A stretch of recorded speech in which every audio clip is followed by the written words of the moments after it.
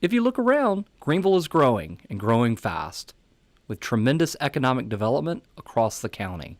Our growth is a result of great leadership that our community has experienced over the years, over the decades. So a lot of great planning and effective planning has gone in and contributed to our growth. So the growth may appear dramatic, but it's because of years of great leadership from our business and political leaders, great planning, and then effective execution of the plan as well.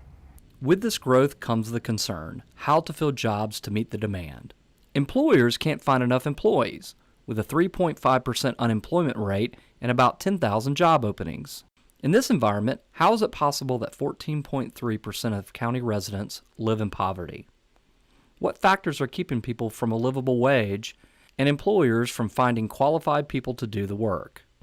And if we don't figure this out, what impact will it have right here in Greenville County? I've talked to numerous economists who basically said there are two things that we can do to grow our economy. We can either get more productivity out of our current workforce, or we can dig a little deeper to expand our workforce, get more people entered into the workforce. I think our biggest opportunity is to dig a little deeper into our community and try to get some folks who may be on the sidelines, get them back in the game, get them contributing to the economic growth. The Greenville Chamber of Commerce envisions a globally competitive upstate economy where businesses thrive and people prosper.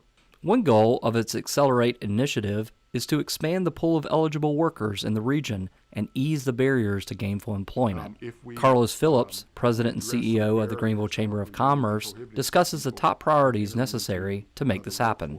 Here at the Chamber, we're focused on work to remove 4 key barriers to employment here in Greenville County. One of those is affordable housing. We've got to find a way to increase the inventory of affordable housing that we have throughout Greenville County.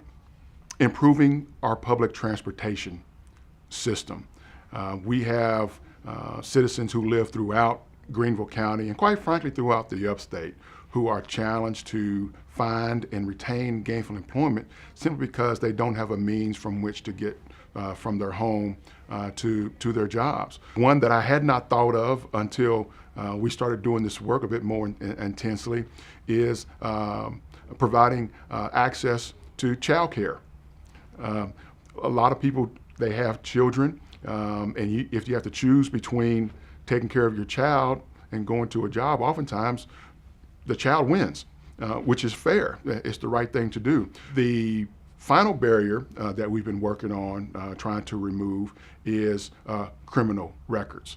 We have thousands of people in Greenville County and throughout the state who have been convicted of some low-level, nonviolent felony offenses. They made mistakes in their younger lives, and when they complete the application for employment, they have to check the yes box when asked if they've been convicted of a felony.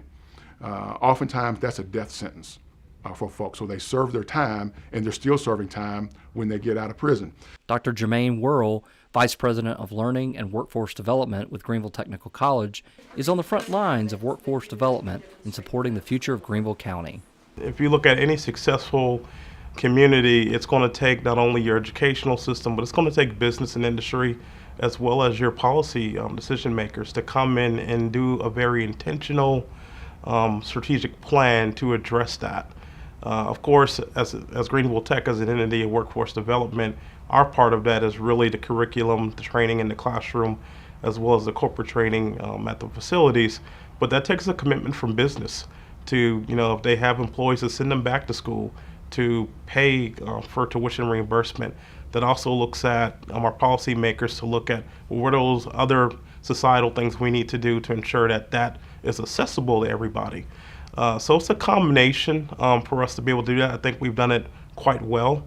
And we also cannot, of course, forget our K-12 partners because a lot of those students who are coming up through the K-12 system, how do we get them integrated into the higher education area, as well as then transferring them to a four-year institution if that's what they so choose to do. So I see it as a mixture of all partners coming together, being collaborative, being innovative to try to solve this situation.